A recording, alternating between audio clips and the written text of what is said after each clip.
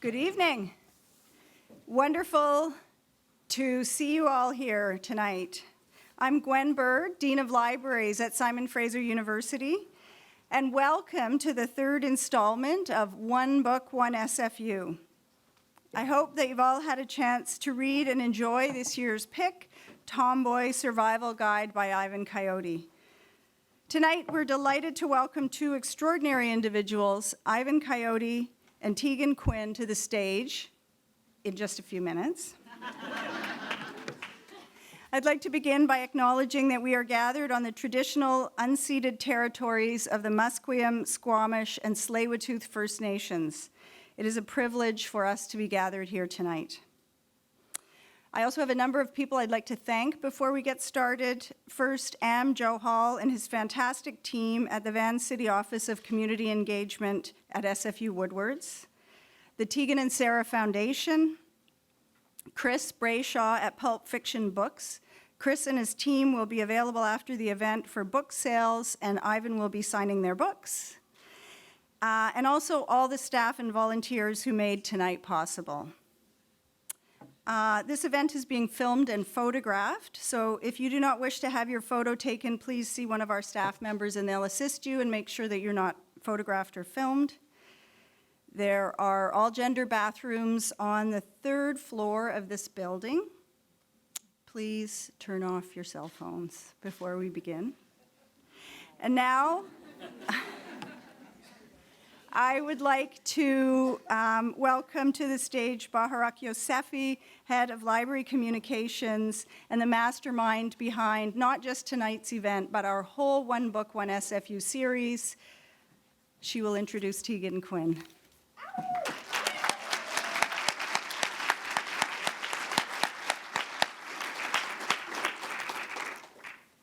Hi, everyone. Thank you so much for coming. As Gwen mentioned, this is our third year with One Book, One SFU, and as a producer and introvert, I'm usually behind the scenes. But tonight, I'm so happy and honored to introduce my dear friend, who happens to also be a really talented musician and one of the very best humans I know. Tegan Quin is in a band with her sister, Sarah.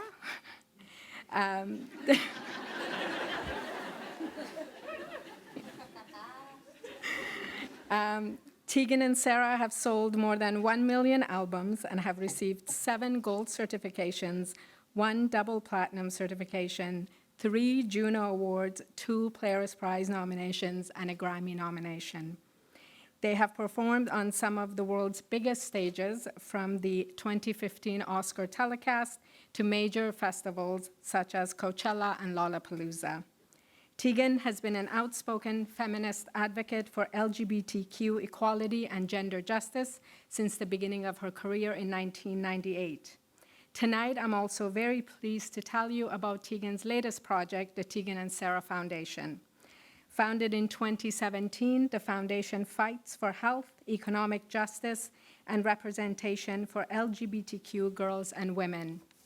This mission is founded on a commitment to feminism as well as to racial, social, and gender justice. In partnership and solidarity with other organizations fighting for LGBTQ and women's rights, the foundation raises awareness and funds to address the inequalities currently preventing this group of girls and women from reaching their full potential. Please do visit the foundation's table outside if you haven't done so already. Whenever I've had a chance to speak with Tegan about her work, usually after I've begged her for book recommendations, because this librarian gets very fantastic reading lists from this rock star. I digress. Whenever I've had a chance to speak with Tegan about her work, I walk away in awe of Tegan's kindness, her generosity, and her deep awareness of the responsibilities that come with her position and her platform. She knows that the absence of politics is itself a political position and does not shy away from embracing her personal politics as part of her public persona. And I, for one, have all the time and respect in the world for that. I'm here for it, Tegan. Thank you for all the work you do, and welcome to SFU.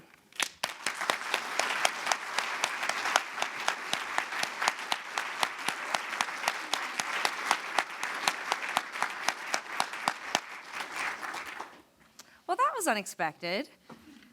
I thought you were going to make a comment about how I would give you recommendations after drinking an entire bottle of wine at your house, but okay. Yeah. Hi, everybody. My name is Tegan, and Sarah's not here, so I'm going to talk about her a little bit, though. I first saw Ivan Coyote perform in the late 90s. Newly graduated from high school, Sarah and I used to make the trek across the Rocky Mountains from Calgary to Vancouver pretty regularly. There was a vibrant, at least to us, political, feminist, music, comedy, spoken word, poetry, storytelling, avant-garde, LGBTQ-friendly scene, and we were freshly discovering it, and we were quite enamored, and it's there that I first saw Ivan Coyote perform. And it was soon after I saw Ivan perform for the first time that Sarah and I made the trek from audience members to performers, and I met Ivan backstage, albeit briefly, and I didn't remember this, but Ivan has a better memory than I do. Apparently, there was no alcohol allowed backstage because Sarah and I were 17. Sorry. Over the next 18 years or so, I enjoyed Ivan the same as I did when I first saw them all those years ago, as a member of the audience. I have continued to read their work, and I've cheered as the mountain of accolades and accomplishments have accumulated deservedly.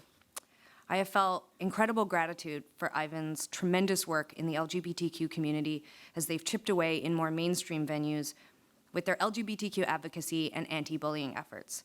Ivan has set down a roadmap for myself and others to follow in our own LGBTQ advocacy and work, and I'm profoundly grateful for this. When I was invited to take part in the event this evening, I was so excited to finally and formally sit down and talk to Ivan about their significant work in the fiction and nonfiction world, but also the live stage, the storytelling format, the music world, the LGBTQ community, and then Baharak reminded me that it's 45 minutes, not 7 hours. So I'm sad to say that I don't get to ask all the questions I want to, and we're going to focus tonight on Tomboy Survival Guide, which is not sad because I have read Tomboy Survival Guide 3 times, which is 1.5 times more than I have read any other book. That's true, by the way. That's not, I didn't write that that's not a joke. I find a new favorite story every time I read the book. This week it was Craft Singles for Everyone. I read it to my girlfriend when she got home from work the other night. She's been having some anxiety around work, and we both cried. I found the entire book to be tender and tough and equally funny and sad. And it struck me the last time through that I do truly feel like I know Ivan, which is a testament to how well the book is written and how much of Ivan is in it. And I don't know Ivan. In fact, a couple months ago, we sat down for the first time and officially met over coffee because somehow 2 voracious talkers who make their living performing live were nervous about this event. It went great, by the way. So I'm not going to repeat too much of what Baharak or GWEN said. I will just say that I'm going to introduce Ivan. Ivan is going to read from Tomboy Survival Guide. Then we're going to sit down and I'm going to ask questions and try something new where I listen without interruption. Sarah will be so proud. Ask follow-up questions, and then we'll take a few questions from you in the audience, and then Ivan is graciously going to read a few other short pieces to end the evening. And it's already been mentioned, but if you have not picked up Tomboy Survival Guide, I would highly recommend that you do, and then get ready to call somebody you love and read it to them over the phone. And please do stop by and see the Tegan and Sarah Foundation volunteers. I want to just say publicly, too, thank you so much to SFU Library for making such a generous donation to the foundation. You can go online to find out about the grants that we're writing and the work that we're doing, and we're really, truly grateful, so thank you. And it is now, this blah, blah, blah is going to go sit down, and I get to introduce you to Ivan Coyote.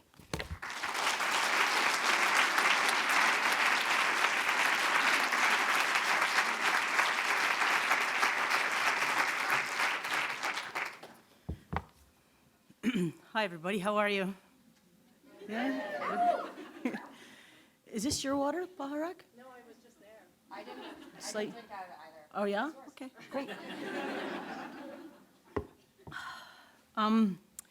Yeah, so I was talking to Baharak on the phone last week, and I said, oh, because Baharak's very organized. I don't know if anyone, anyway, so she's very organized, and so there's been like itineraries and, itineraries for the itineraries, and so you'll perform a short reading. So I said, how long of a short reading? And she said, oh, however long you want. And I said, okay, I was thinking 25 minutes. And she's like, no.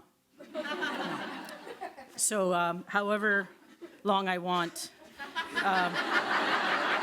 sort of used as a loose term, not to be interpreted so loosely. And I'm really glad to know that both Baharak and Tegan are both Virgos, as you can tell from the printed out guest lists. When we walked into the theater for sound check, I was like, are you a Virgo? She's like, yeah, how did you know? And I'm like, because not only do you have the reserved seats, you've like arranged the seating of the reserved seats. She's like, oh, you just can't have anyone randomly sitting next to. So I knew everything's gonna be fine tonight. Don't have to be nervous. And I picked this piece because it contains some stuff about books in it. And a vague kink reference, oddly. So anyway, I think it's perfect. And it's called I Shine My Armor Every Night. And it's a line from the Tomboy hymn that we wrote for the live show, the live Tomboy Survival Guide show. So my best friend from grade 2 until about grade 10 was named Janine Jones. It wasn't actually, I changed it, but just so you know.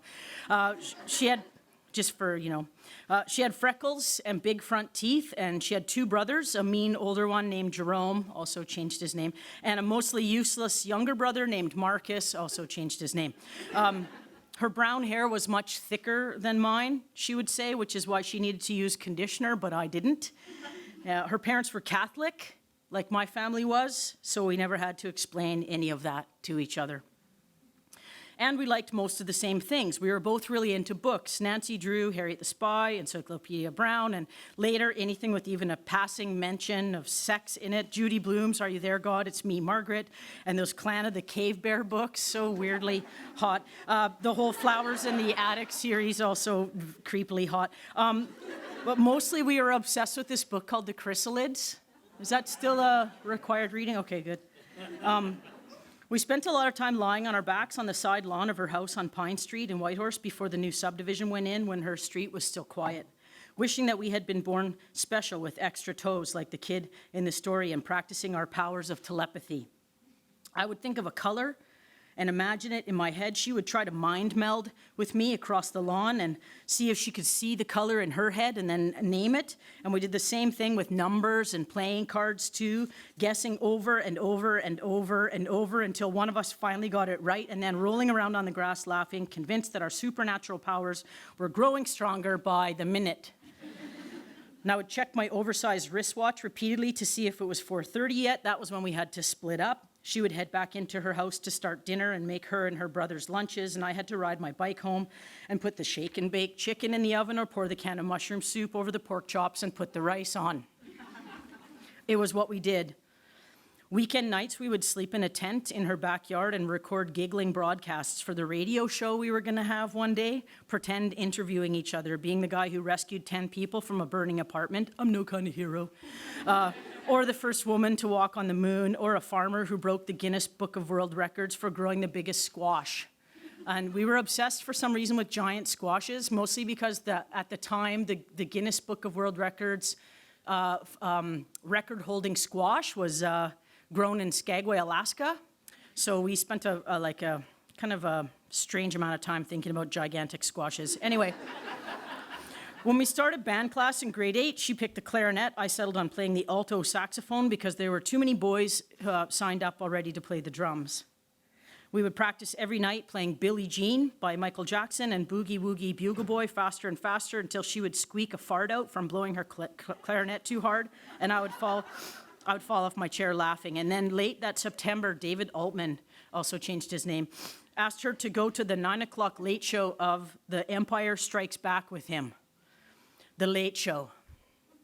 Like on a Friday night, right?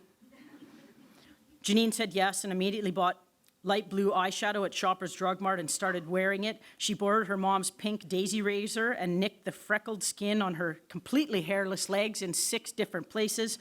She started talking about getting a pair of gray tights to go with the dress she wore to her uncle's wedding in Alberta. Asked her mom if she could get another spiral perm. I felt a strange combination of jealousy and disgust every time she crooned David Altman's name or wrote it on the front of her binder in purple ballpoint pen with a heart for the dot over the I.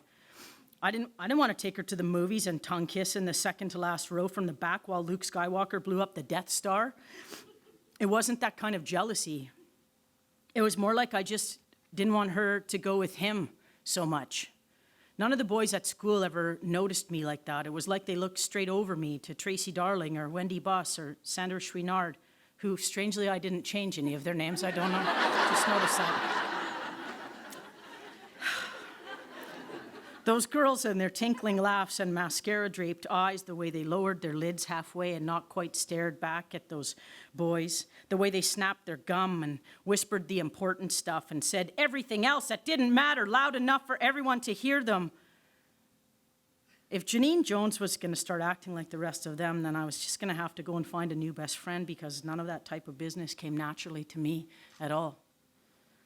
It was nearing the end of September, and Janine's whole backyard smelled like poplar sap and pine needles in the late afternoon sun. The poplar and willow and birch leaves had turned bright yellow and pylon orange, but hadn't fallen yet. One good wind and they would be all over the grass, but they weren't. They looked so postcard bright, framed by the deep, dark green of the pine trees and the dusty green of the spruce, and not a cloud in a perfect blue sky. The McLeod's stupid standard poodle was barking at nothing, as usual, across the street, the soft whup, whup of a sprinkler from the yard next door. We were reading and eating popcorn from a bowl on the grass between us, stretched out on our backs on an old baby blue wool blanket, the kind with the soft satin trim. It smelled like the floor of a tent in the sunshine. Janine rolled on her side and looked at me, blowing her newly curled bangs out of her eyes. I'm going to the movies with David this Friday. The Late Show. I rolled my eyes. No, duh, it's practically like the only thing you've talked about for like 2 weeks already. I have an idea, she said, ignoring my lack of enthusiasm for her romantic life. She propped herself up on one elbow and leaned over me, her face only a couple of inches from mine. I could smell popcorn and cherry lip gloss. I have an idea, she repeated. I said, oh yeah, you want to sneak downstairs and see if we can catch Jerome whacking off again? It is 4:03 p.m. after all. That guy was like total clockwork, man. He's a bigwig for BC Hydro now, but anyway. Shh. Janine laughed and shook her head. Father Mickey made him say so many Hail Marys last week after Mass, the rest of us had to wait in the car for him for like 25 minutes. But no, different idea. I shrugged. I think you and I should practice kissing, she said. Together. Like, not for real, just to like build up our skills. Like French kissing. David went out with Michelle Richards for all of last winter, and she went to Whitehorse Elementary before she moved to Porter Creek, and you know what those girls are like. I'm gonna need to practice, and you'll probably have to learn too, sometime, right? You can't just stick your tongue down a guy's throat. You need to learn like a technique for it. And I've thought a lot about this moment in the many years since. I've flipped these few minutes over. I've studied their underbelly. I've asked myself all the questions I could come up with. I was never in love with my best friend Janine, ever. I never stared at her body when we were swimming or getting changed. I wasn't attracted to her in that way. I only looked at her body to compare it to mine, which I always found lacking somehow. I was skinnier than her. I was paler. My chest was flat. So was my ass. I know you find that hard to believe now, but it was very... Anyway, I didn't like my body much, but I didn't desire hers either. I had sexual fantasies, but they were less to do with body parts of any particular gender and more to do with what I recognize now was my burgeoning kinkiness. I jerked off while thinking about that scene from the Planet of the Apes where Charlton Heston is wearing a collar attached to wrist restraints, hot, and a dirty loincloth, and he has to stand there in front of a tribunal of orangutans in leather and try to convince them that he is in fact a cultured man from another planet who can speak. Hot, or the part where the gorillas chase him on horseback with bullwhips, or when they catch him in a rope net. Needless to say, I kept all these details to myself. And I've wondered many times about why I did what happened next and what fueled the fear that curled up cold from out of my belly and made me jump up to my feet. I can't remember if I mumbled an excuse or an apology or if I said anything at all. I only remember leaping on my new blue bike and pedaling home as fast as I could. I only remember barely stopping to lean my bike up against a post in the carport and fumbling to get the front door open. I kicked off my shoes and I bolted through the kitchen and upstairs into my bedroom and slammed the door behind me, and then I let the tears flood over my bottom lids and down my face, you know, the hot, burning kind of tears that make you make a sound in your chest you don't recognize as your own sound. A sound that catches at the top of your throat and tears a hole there before it escapes your mouth. I didn't want to kiss my friend. Her lips were puffy and covered in butter. Ugh. And I didn't know how we would look at each other after or what we would say. But that wasn't it. That wasn't what I was crying about. I wouldn't know for 6 more years what was still stuffed way down inside of me that scared me so much. Thank you.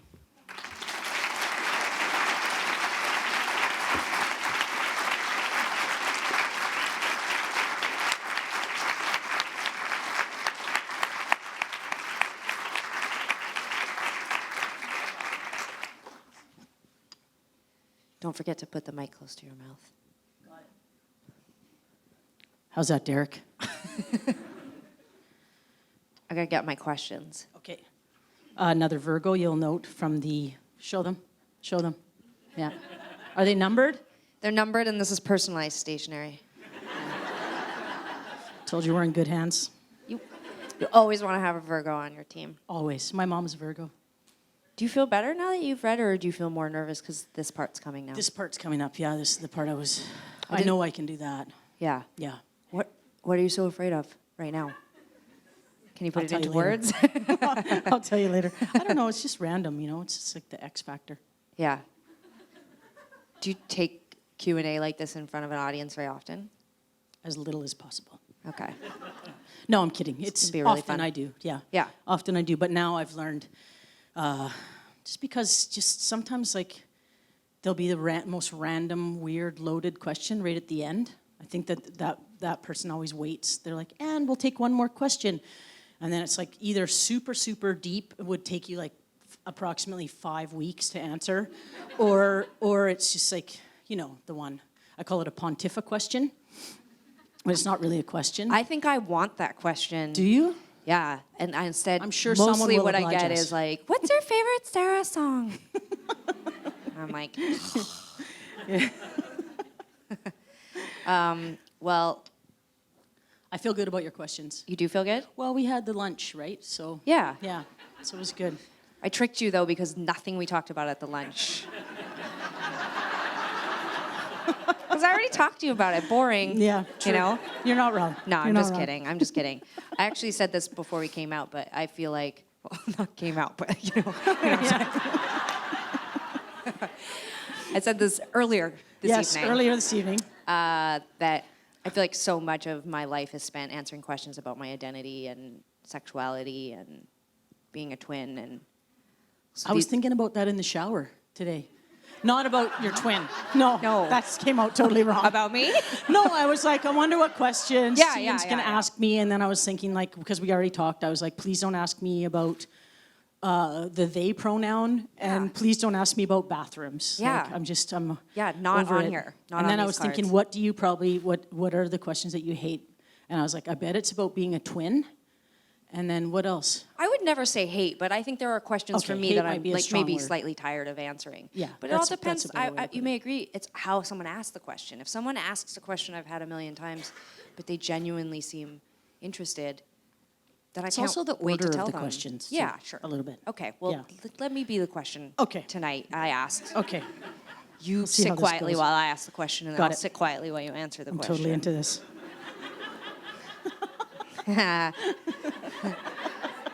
It was fun. I feel like 45 minutes already went by. Is it done? Oh, I brought my thing. Okay, You let's brought a look. timer. I got a thing. Oh, shit. No, that's not a timer. Okay. Okay. Oh, sorry, I got to punch my code in now. Sending. Awkward. Oh my God. Are you taking video? No. Okay. All right. It's good. Okay. So when I was rereading the book last week, I had this really funny memory that popped into my head when I was reading Not My Son, so the first story in the book. And it was of when Sarah and I turned 25, we happened to be in Calgary, and my dad took us to Denny's for breakfast. And my dad is one of my storyteller, role models. Okay, he tells these very like caustic, long, detail-filled, slow, tales that are really, really, really, really funny and usually just like brutal, And he basically spent the entire breakfast admitting to us that he felt really, really guilty, but also he was like laughing about it because he's kind of like a jerk, right? So it was like the balance. But he had been showing photo albums to his girlfriend, and he was telling stories about us, like, when we were babies and kids, like talking about all the photos, and that he had this realization that he had fabricated most of our early life because our favorite thing to do was sit with him between us and point at, early photos that we couldn't possibly remember and say, what were we doing here? And what was happening here? And who else was here? And who bought us this outfit? And he said, I just would like make everything up, because I don't fucking know. And so he was admitting that he kind of felt bad a little bit, but I thought it was really hilarious because I think as a storyteller, embellishing, exaggerating, these are like incredible ways to get an audience to care. And you heard my mother 20 minutes ago call me a liar, literally. She totally did. She was like, you're a liar. So that's how my mom sees me. So She said both of you are liars. Yeah, both of us are liars.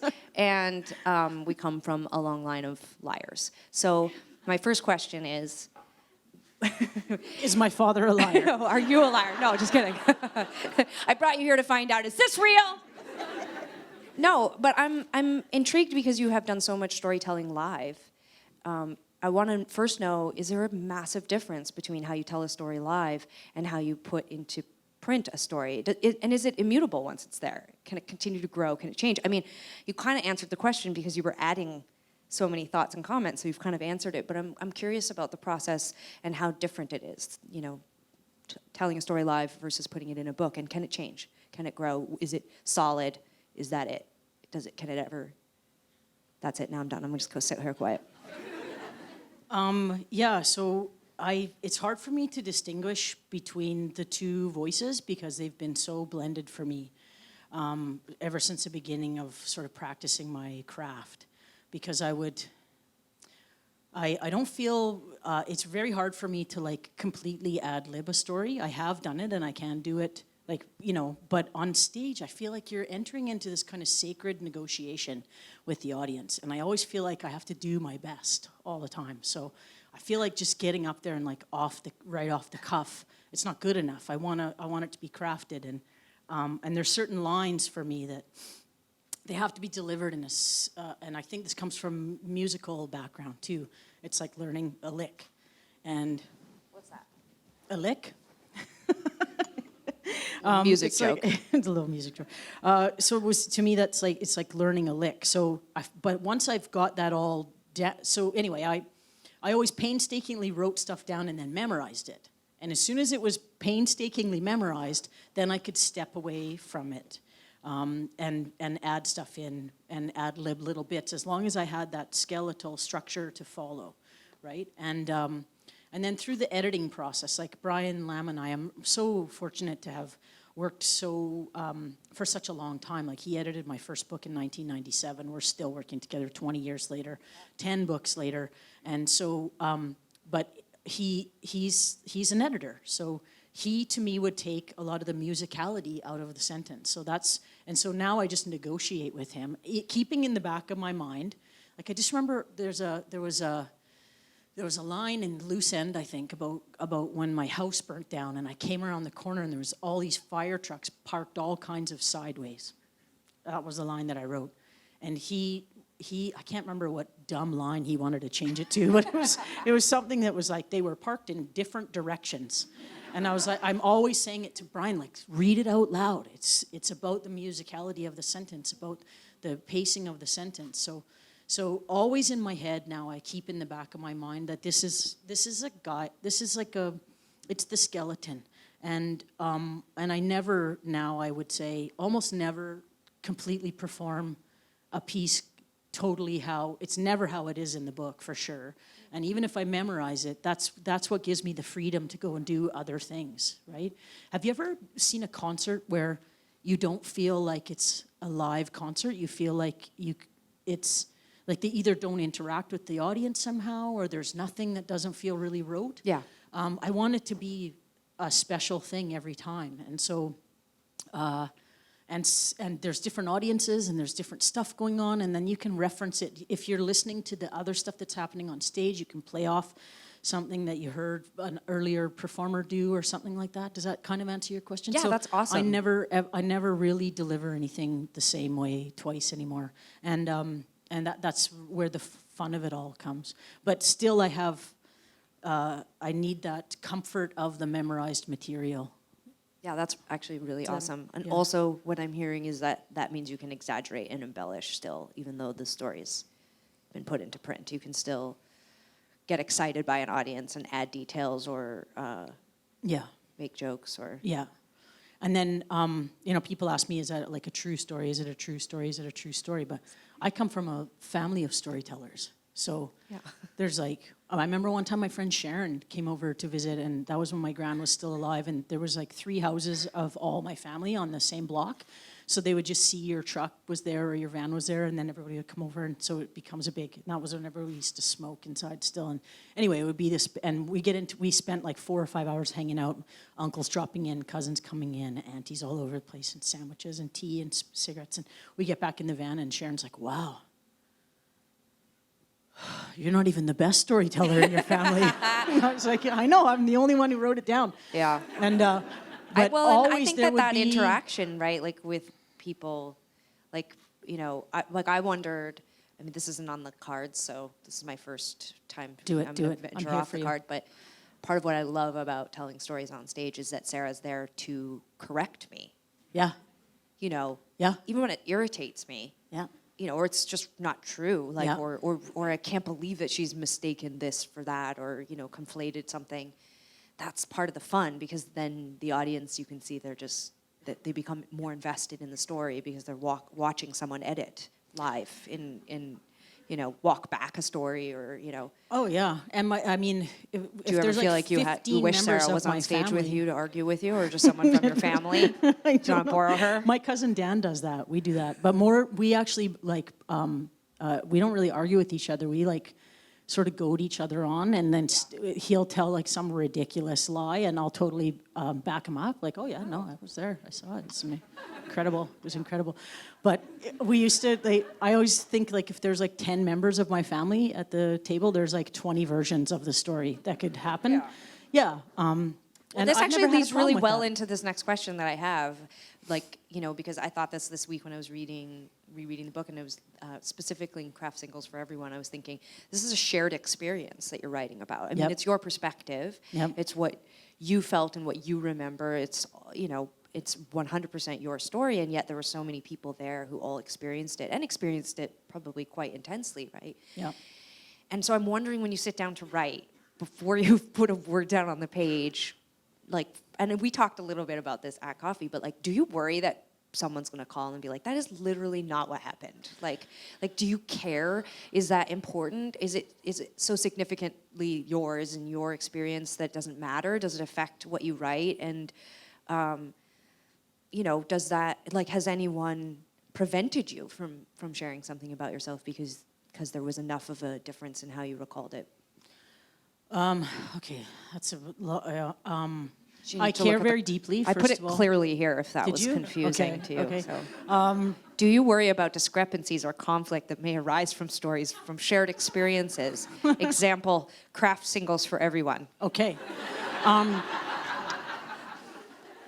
Well, I care very deeply, and I think ultimately one of the things I realized was that in my family, especially my mom, many of them wish that I wouldn't talk about anything at all ever. I think what you said to me was, too bad, write your own book. That's what I tell my Uncle John. Yeah, because he's the one who he's a jerk. So I sometimes write the jerky things that he does. And then he's always like, I came off like a real jerk in your story. And I'm like, well, don't be a fucking jerk. And, I did say that to him one time. I'm like, look, like nothing's stopping you. Write your own book. Say whatever you want to say. Like that's how it goes. So, but I've learned to use my powers for good over the years, more than not. And I do deeply care about my family, and so I don't let it affect what I write, but I do let it affect what I publish and what I perform, right? They still are the ultimate litmus test, right? My mom reads every book that I write. And I always say like, oh, I'll send you one. And then I chicken out and I don't send her one. And then I say I sent it and then it's not sent yet or it's on the table and I'm going to send it. And then she finally goes into Max Fireweed in Whitehorse on Main Street and buys one. And the first time she reads it is not to see if I'm getting better or not to see if she likes the book. It's like to see if there's anything in there that she's going to take issue with or mostly be embarrassed by, I think, you know. At the same time as being like, I've heard all these stories. The last time she was in Max, I actually think I finally did send her Tomboy, but book number 11. But she was in Max Fireweed buying one of my books, and there was someone in front of her in line also buying one of my books. And I heard this from my friend, not from her, but she was like, excuse me, I couldn't help but notice, that's my daughter. I mean, my child, my offspring, and she really struggles with that. Like, not the pronoun. She's down with the pronoun. She just doesn't know how to introduce me to people anymore. Anyway, I'm getting off track. So No, it's great. So it is the grand litmus test. Like I just launched a new show with my collaborator Sarah McDougall, and I do a whole story in my grand's accent, and she had a very particular sort of version of a Cockney accent, and it was super strong. Plus, but she lived in the Yukon for 60 years, so it did morph a little bit. But I was like really nervous. I practiced it over and over and over again. Like while I was falling asleep, I had all these old recordings of her, and I listened to them over and over and over again. And I practiced it and practiced it and practiced it. And but it was my family that I wanted to clear it with, and specifically my cousin Lindsay, because my cousin Lindsay lived with my grandma her entire life, right up until my grandma passed away, and and she was her like primary sort of personal care person, and Lindsay said that I nailed it, that it was like, and my family was all crying, and so craft singles for everyone. I've done that and when I have a gig in the Yukon, like it's a guarantee. I can't imagine. I sell like 60 tickets to my family, right? And or the producer or whoever does. And anyway, they were all there. So it's like, you better not fuck it up, first of all. And if I can move them, if I can bring them back to that place of the stories about my being on my with my family while my grandma was passing away. And so they're like the ultimate test of everything, because you can bullshit anyone else, or you know, or they can. But to tell that story in front of all those people that were actually there in the room, and still have them be like, that's the, yeah. So It's overwhelming for me to imagine, because everyone in my family has a very strong sense of you know who they are and storytelling. And when I try to imagine something so important, like you tell a story so beautifully, and it's so well written, and it's so, I've cried so many times. My poor girlfriend, when she got home and I read it to her, like I was just, she thought someone had died that I knew. But I was like, you must let me read. And she was just like, oh, wow, what's happening? Anyway, it's beautiful. Okay. just going to check what the third question is. Let's do a time check. I forgot. Oh, yeah, check the time. You're like a Virgo. I you're was so raised by worried. a You got very somewhere to strict go? Virgo. No, I do not have anywhere to go. I don't want to piss Baharak off. She put like a sensor on my ankle, and she's going to buzz me when it's time. She's going to give me a little, I'm like, ugh. The rental's up. Okay.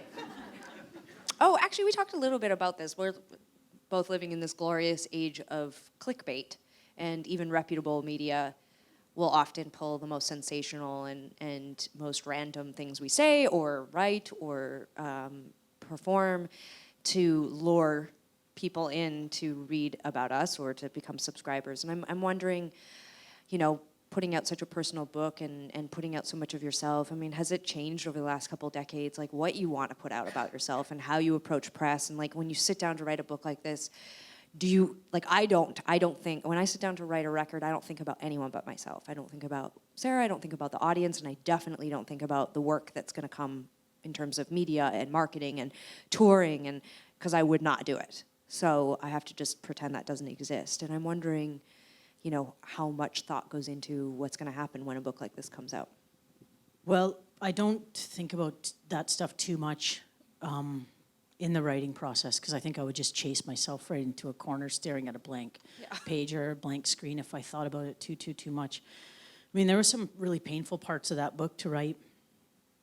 And I think we talked about that weird Which you don't have to get into. I'm more, you know, I mean, yeah, you know. it was basically this interview that I did with someone from a certain national. Because there's so many of them, so no one here probably can guess which one.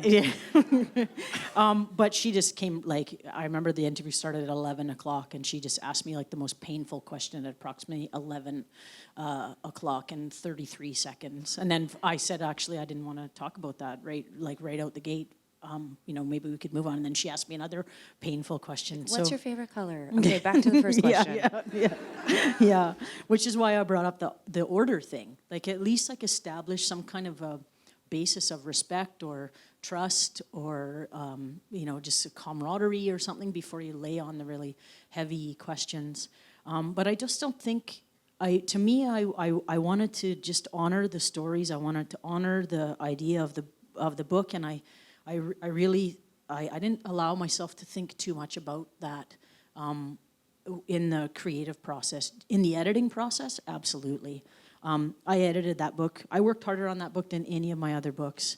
And I think it's my last sort of nonfiction for a little while. I think I really want to sort of escape into fiction, not as a reader, but as a writer. And part of that is so that I have like a little bit of a degree of separation when I'm being asked those questions, because I think even if I wrote it from personal experience, they would say like, you know, your character so and so instead of you, right? Because and whenever I've sort of, you know, pushed back against a reporter for asking me like what I find to be like an invasive question. I remember one guy just saying, well, you wrote a book called Gender Failure. Like, what do you expect? So, you know, and I know that I'm not the only one in that, and I always try to honor and keep that in mind whenever I'm listening to a writer or reading a writer who's speaking about their own identity in any way. Just how brave an act that can be sometimes, because it does open you up to some, like, it's almost like there's nowhere that people think is not okay to go, right? When it comes to questions. And like I said, sometimes I'm willing to go there if I'm comfortable, if I feel, you know, if I feel that they read the book carefully, you know. But if they're just like, you know, well, you know what it's like. Spent 15 seconds on your website, and they're just. I remember I had this one guy. If they went to your website at all. Right? I made a 7-minute short film, and it won a big award, and it went to a festival at Queen's University. And the guy calls me up to do an interview about the film, and he said, "Yeah, I haven't had time to watch the film." first thing, right? I'm like, it's 7 minutes long, dude. Yeah, I'm really busy with finals, and anyways, I haven't watched the film, but I went to your website, and you really look like a dude. Let's talk about that. Oh. Right out the gate, and I was just like, he was cranky, and he was at Queen's University, and I don't remember his name. If I would tell you right now, believe me, but... Someone might find it before the end of this. Yeah, so I said, I'll tell you what, how about you like take 7 minutes, or maybe 10 minutes, and like, you know, go do a little bit of research or watch the film and then call me back when we can talk about the film that you're doing the interview on, or whatever. And he got really miffed and hung up and called me back 10 minutes later and then wrote this article. For someone who talks about gender so much, Ivan Coyote doesn't really want to talk about gender. But then it went out, this was right when stuff started really going out online. So then it went out there. So if anyone who did do their research would be like, so I've heard that you don't really like to talk about gender. And it's kind of it took like 5 years for that to drop down on the, so that people had to really go looking for it. But anyway. Let's all pool our money and like turn off the internet, restart. It comes back up, like photos, bad interviews. Just everyone gets a fresh start. I think we can all come together on that. Yeah, I've had a friend who wrote a poem about pubic crabs one time, or Yeah, pubic let's lace. not. There's and some that was pretty- the first thing that popped up every time he was Google searched for like 5 years. Awful.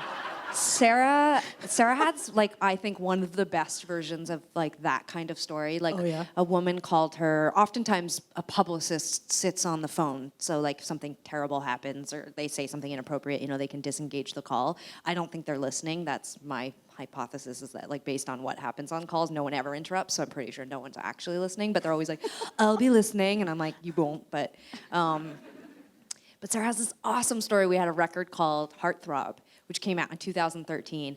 And she Great gets on record. the phone, and this woman's like, "Hi, okay, great." She was from England. I'm not going to do a British accent because I think it's rude. But I want to. So imagine this in a British accent. But she's like, this woman's like, "So I'd like to talk about your new record, So Jealous." So Jealous came out in 2004.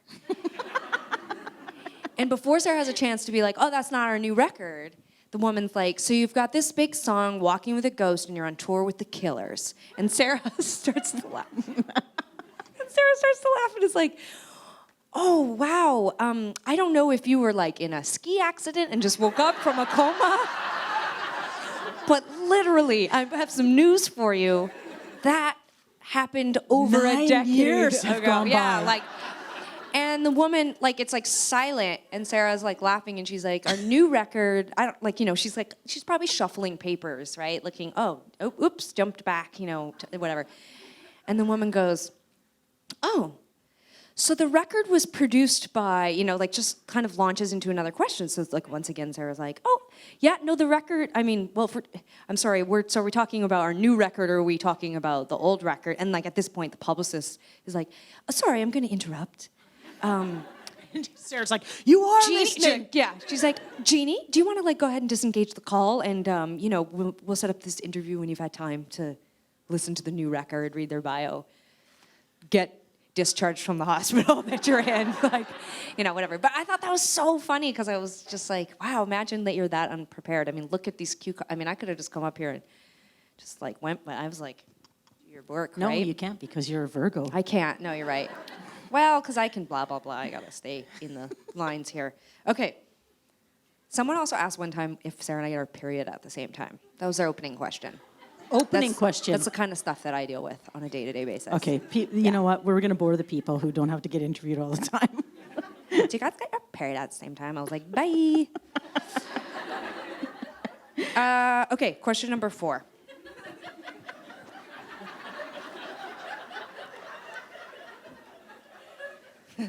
So, people ask all the time, why do I write music? Where does it come from? What, you know, is it an itch? Is it a nagging? Is it like, what is it? I find it really difficult to say what it is that powers my writing. And So are you going to ask me that now? Right now? Mm-hmm. Really? Yeah. Let's do a time check. When are we supposed to be done again? come on. No, I forgot my itinerary up in Okay, what time is it right now? 5 minutes. Okay, just quickly. 5 minutes, okay. Well, here, do you want me to read question number 5 and you can decide? Okay, yep. Okay, here's question number 5. Okay, and I wish my son you open with the line, "This spring I got another letter." This one read, and then you know, print. I'm like, it's like I've never read a book before. There's words on the paper. There's all these words. So you print the letter of this parent who wrote you a letter about their child who just came out as trans, and then you sort of write a response, which I'm assuming you didn't send, but maybe you did. No, I did You send. did send that. I did send. And it's a beautiful, incredible, again, lot of tears. And I'm wondering. So this is the fifth question that you get to decide which one you want to answer. But I already want to answer this one. You do want to. Yeah, Okay, this great. one.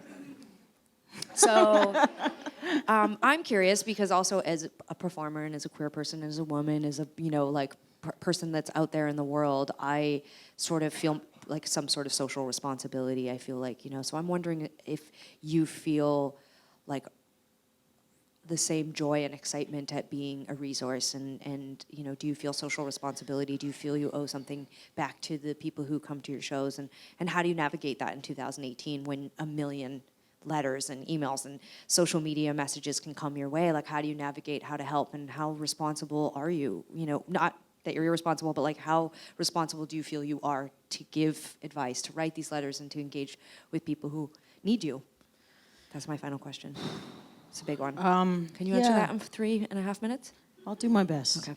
I do feel huge some days amount of responsibility, and especially working with youth as much as I do, being sort of a non-consensually shoved into this role model position, and the responsibility that and I've done 22 school shows so far in February, and and so up to 1,000 kids at a time.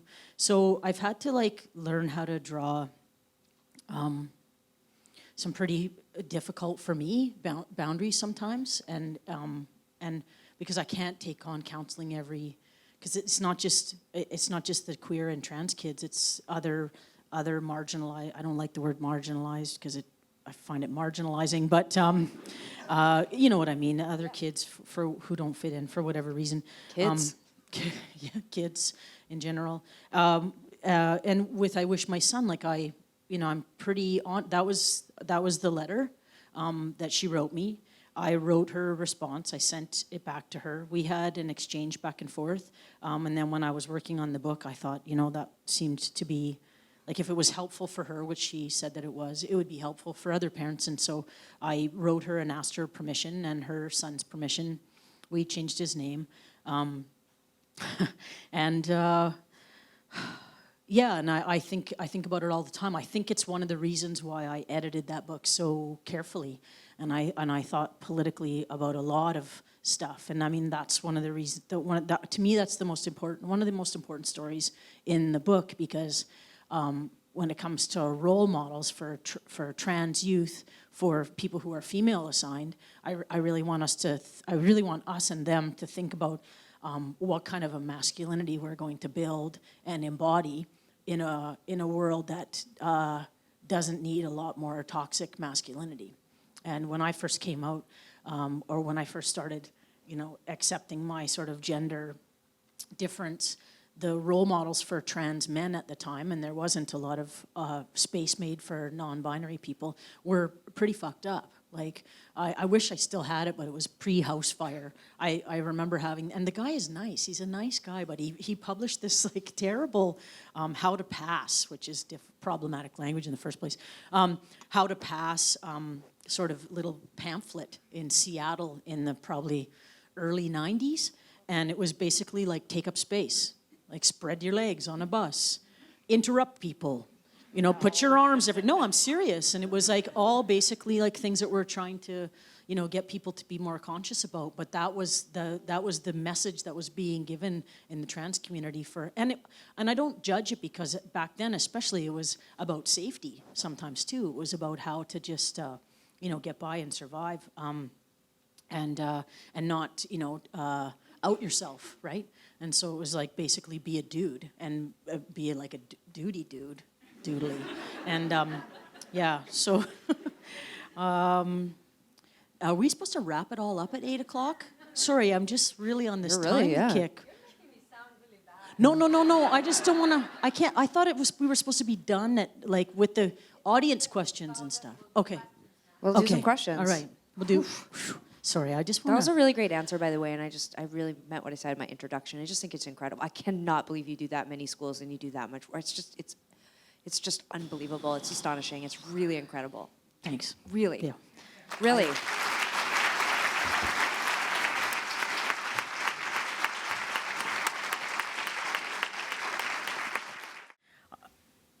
I started writing these things. I call them literary Doritos. Some people call them aphorisms, I think is the word. I call them literary Doritos, and they're like little short pieces. Some of them actually were Facebook statuses, believe it or not, or Twitter. And I really like them because you can just kind of, and I like to decide how to close. So close the night. Well, it's, you never know what the last question's going to be, especially if you don't know it's the last question, right? So, yeah. I'm just going to read a couple of these little Doritos, and then thank you so much for coming, and thanks to SFU for having me, and thanks each and every soul who made it through the door tonight. This is one of my favorites. Older butch sightings in airports make me feel like I am part of an army. It's a quiet, button-down, peacekeeping brigade that nods instead of saluting. Hey, how's it going? Silver hair and eye wrinkles are earned instead of stripes or medals. And there's a story that comes out of that, which is the book got bought up by a German publisher, and they wanted to translate it into German. So I get this very earnest letter from the German translator who writes me a letter explaining that the line about make me feel like I'm part of an army, that for all the obvious reasons they don't sort of romanticize the military in Germany. So they suggested that we change to be something that was sort of more in keeping with German culture, and they suggested that older butch sightings make me feel like I am part of a collective gardening cooperative. True story.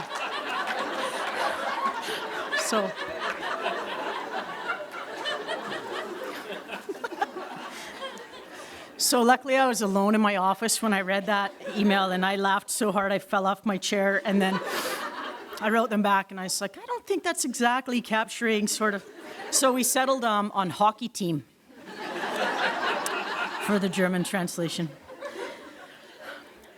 Semi-drunk and definitely creepy dude in the lineup at the market to uninterested young mother. Is that a new baby?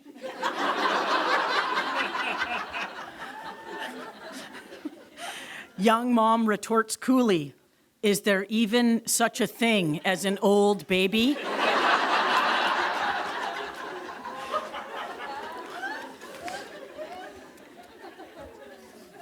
These are fun, right? I just love them. Kid at the grocery store, I don't want vegetables. You don't give me what I want. You are a bad daddy. Father, bad daddy. I like the sound of that. And right there, all of a sudden, he got magically way better looking to me.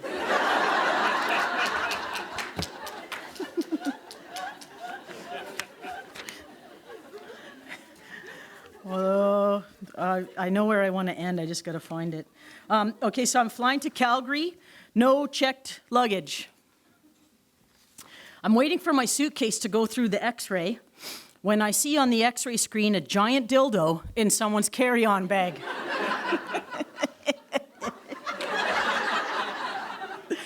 I glance nonchalantly at the woman beside me, and then at the man on the other side of me.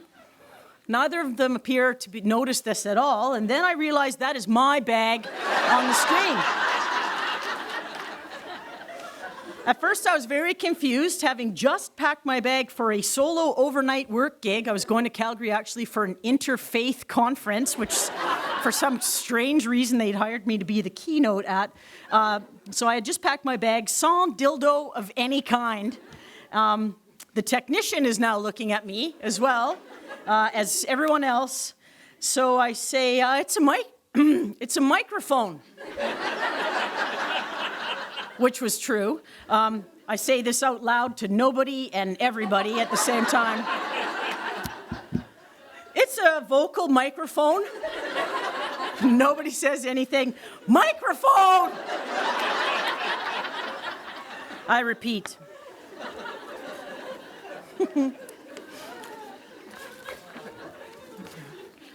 I'm in Dawson Creek. I'm surrounded by femme tomboys. My gran used to call them tough broads. Eyeshadow and coveralls. Manicures and steel-toed boots. It's nice to be north. And this is my last one. Flagging has never gone out. Should never, ever be allowed to go out. May all the secret languages of the queers and the bent live on in our pockets forever. Thank you. Thanks so much.